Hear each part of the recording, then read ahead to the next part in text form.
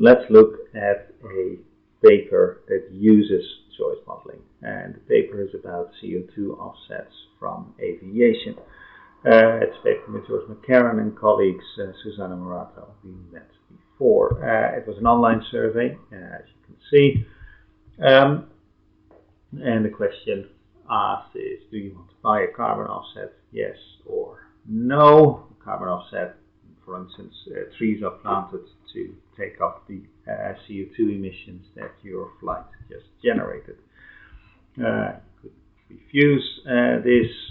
Different price levels were offered. Different options had different levels, had different certifications.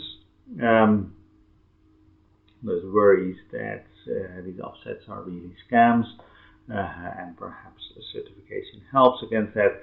And then additional benefits were emphasized. Human development is that the carbon offset would be done in such a way that it would stimulate economic growth in poor countries. It may be another thing that was emphasized is that it may help conserve biodiversity. And another thing that could be emphasized is that the project would stimulate the development of new carbon-friendly or climate-friendly technologies. And then, people were asked to make a choice between these things that varied in these four attributes. Survey was done. Here are some of the results. This is a random parameter logic model. I'll get back to that in a sec. What you see is that if the offset was included in the choice set, then yes, this was more likely to be chosen. That was highly significant. This is the standard error of this coefficient. If the project was certified, people were much more keen on choosing this.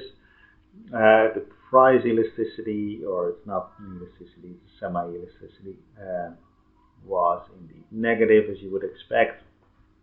And if the co-benefits were emphasized, then people were keener to do this, particularly if it was human development or biodiversity. Whereas if the co-benefit was technological development, people were not so keen. They were still happy to see this happen, but not nearly as happy as nature conservation or economic growth. So that is what these parameters tell you. People are prepared to pay for these carbon offsets. There's also substantial heterogeneity within the respondents, and that is what these parameters tell you, that not everybody had the same preference, and those parameters were also highly significant. And that heterogeneity was further probed by follow-up questions, and here are some of the responses that they saw in the sort of open-ended, the text box. What do you think? Some people argued it's an emergency, we must act. This is about climate change. If I don't do my bit, I can't blame others for not doing theirs, and the ice cap melts. Important sentiment why people wanted to offset their emissions, and finally, we must fight for the penguins. Other people argued that this sounds like a scam, and this person probably did not want to pay for this. We also see the following response: it's bourgeois and distracting to do the whole offset thing. We just must stop flying. And final remark that was there: let's all fly more to do more good, right? You disgust me. So it is important to probe these things to get a feel of why people gave the answer that they gave. Nobody here argued that climate change is all nonsense, it's a hoax, and therefore we should not offset our emissions. That response did not come, but they did find responses against the whole idea of offsetting emissions for ideological reasons, bourgeois, but also for more pragmatic reasons, this money will be wasted. And there is some truth in the idea that offsetting is a scam.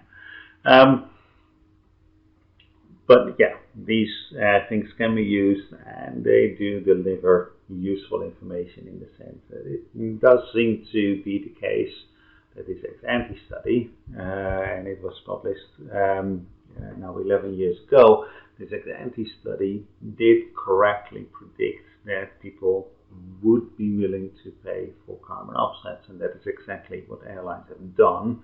And airlines have found that yes, people are prepared to pay a little bit extra for that flight if that money is then used to reduce the CO2 emissions elsewhere or increase CO2 uptake elsewhere.